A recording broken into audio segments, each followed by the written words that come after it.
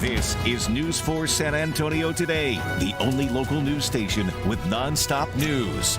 It is what we do. Good morning. Nonstop news starts right now. We are the only TV station in town on right now that is commercial free until the top of the hour. We have you covered this morning. You just heard from Jeannette, and she'll give us a deeper look at weather in just a few minutes. We're going to start off with traffic here. Joy, 35 has been an absolute beast this morning. What is going on out there right now? It has not been kind to us. Let's all say big congratulations to David Mendoza. He is live in road cam on his move. He now lives in the southbound lanes of I-35. That's where he has spent his entire morning. We've seen over an hour delay here. David, good morning. Hey, good morning. Yeah, 35 South is not well today. So it's been about an hour that I've been sitting in this traffic. That's from Schertz Parkway to Topperwine Road. And I haven't even really reached Topperwine Road yet.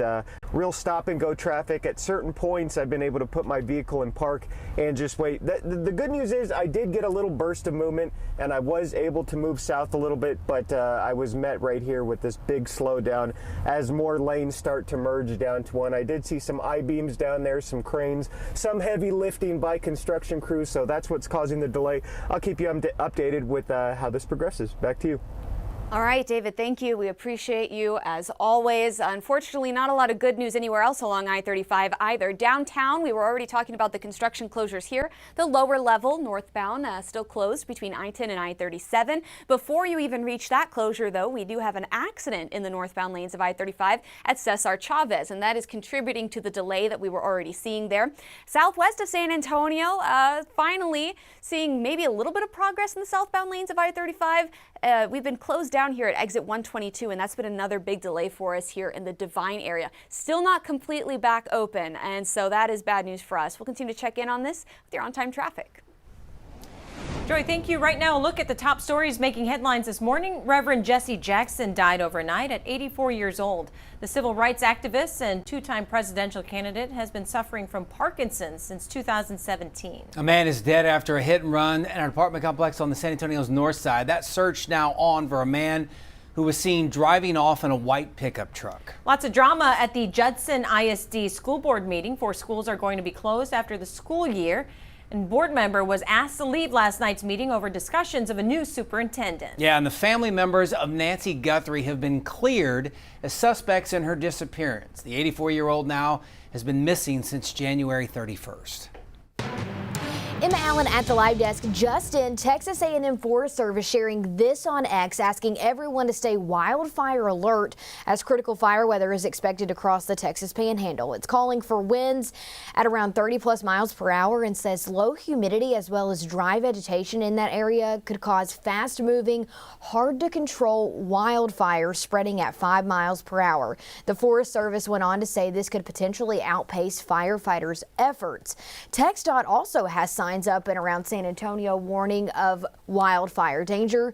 They say if you see a fire, you should report it immediately. That's the latest from the live desk. All right, Emma, thank you. Today is the first day of early voting in Bexar County. Polling sites will open in about an hour 15 right now. News 4's Christina De Leon joins us live from a polling site over on the far northwest side with more.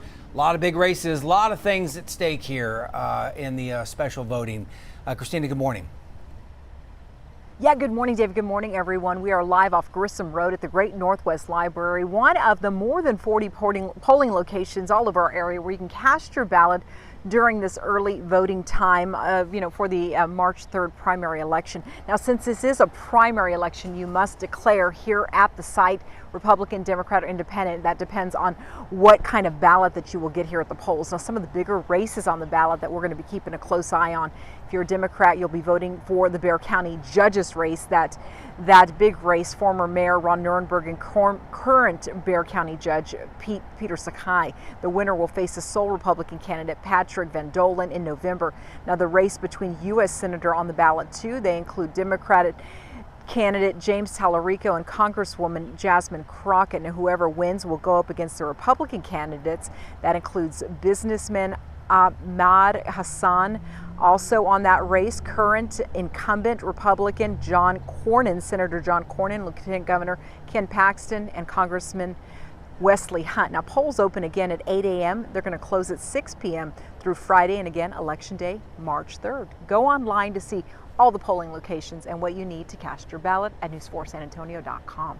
That is the latest on the Northwest side. I'm Christina Del Leon. We'll send it back to you. All right, Christina, thanks. News4sa.com, your friend when it comes to that. San Antonio's mayor wants to make VIA free in spots where rides are used the most. So yesterday, Mayor Gina Ortiz-Jones sent a letter to the CEO of VIA, John Herrera, requesting a plan on how VIA could implement a 6-month pilot program for free rides on VIA's 5 most used routes.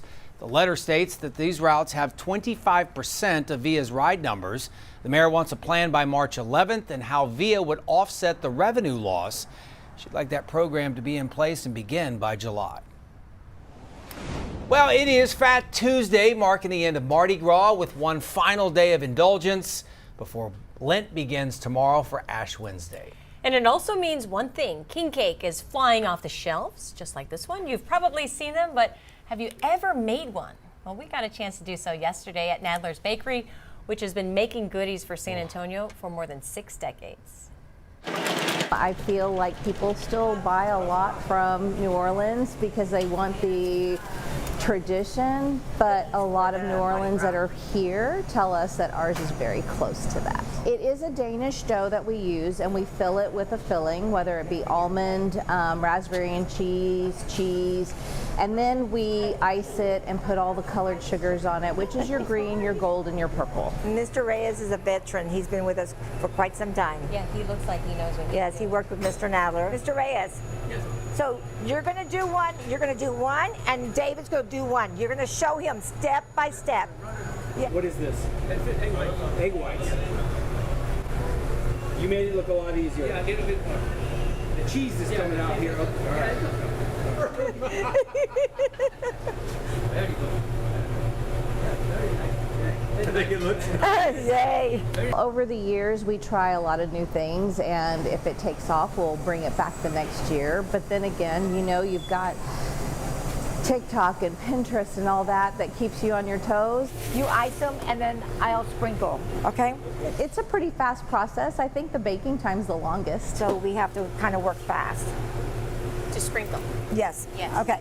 So how do you know which sprinkles go on what side, or is there a certain art to all of this? Yes, we just go across, we go in the middle.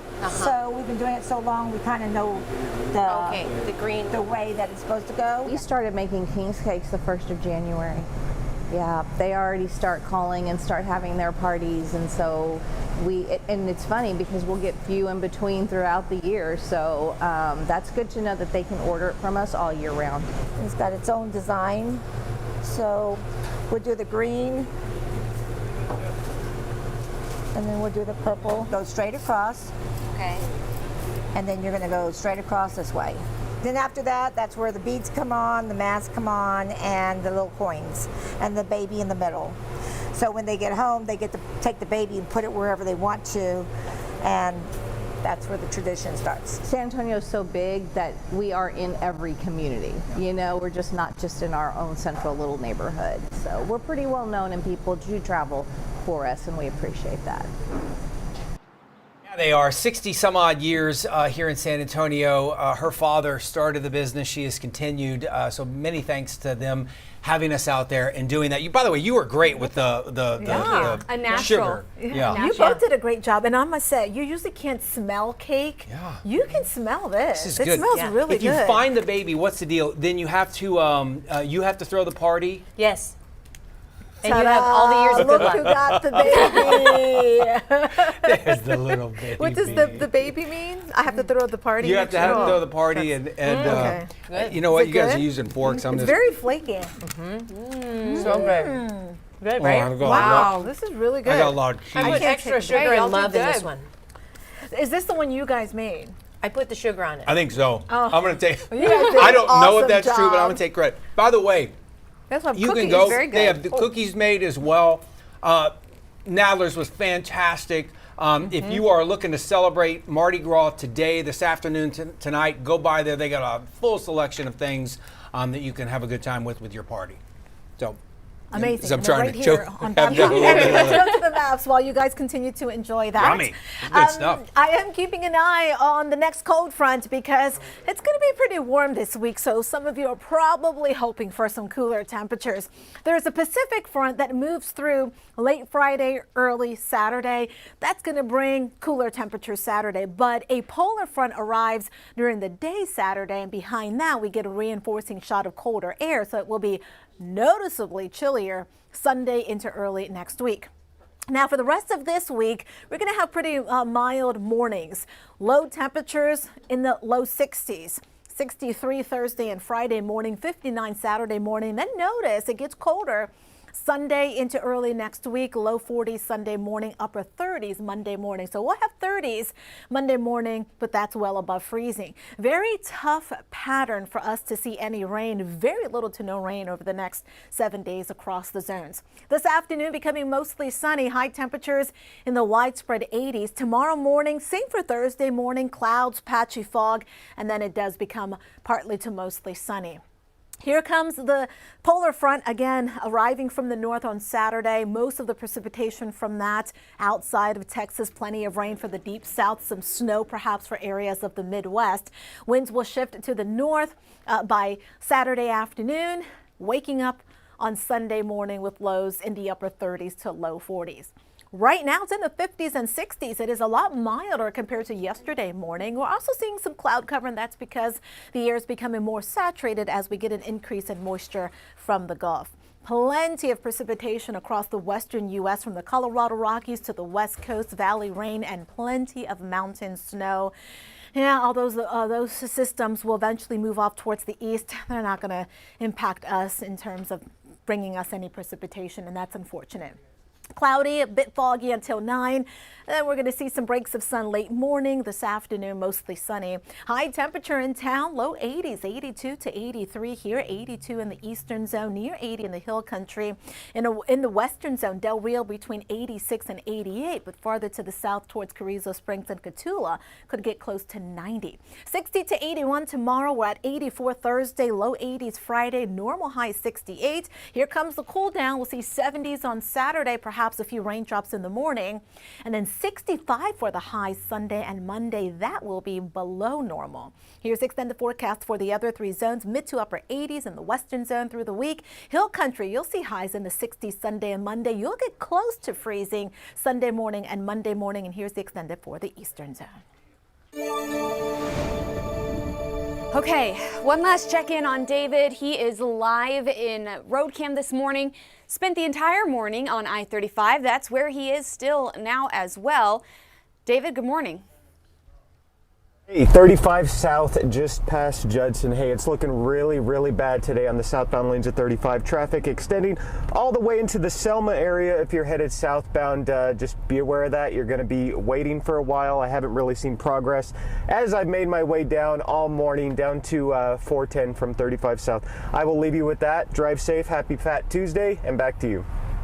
All right, David, thank you. Appreciate you as always. Another slowdown on I-35 that we're following. The lower level is closed downtown, northbound between I-10 and I-37. Before that, we had an accident in the northbound lanes of 35 at Cesar Chavez. Now that is cleared, but we are still seeing some congestion left behind from that, coupled with the congestion from the construction closure. On the east side, a new accident here. That's 410 northbound as you're approaching I-10. And one little nugget of good news that I get to bring you this morning. I-35 is now back open in the Divine area. That was causing us big delays earlier. That's the latest with your on-time traffic.